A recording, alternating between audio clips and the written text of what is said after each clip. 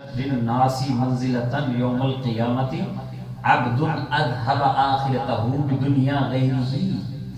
قیامت کے دن مرتبے کے لحاظ سے سب سے بدترین شخص وہ ہوگا جو اپنی آخرت کو کسی دوسرے کی دنیا کے لیے ضائع کرتا ہے۔ یعنی دوسرے دی عزت بچانا واسطے، دوجے دی سیٹ بچانا واسطے، دوجے دی جو عیب کو چھپانا واسطے اس کے یعنی برائی میں اس کا تعاون کرتا ہے، اس کا برائی میں معاون جب بن جاتا ہے تو وہ اس کی دنیا تو بچا لیتا ہے لیکن اپنی آخرت گوا دیتا ہے۔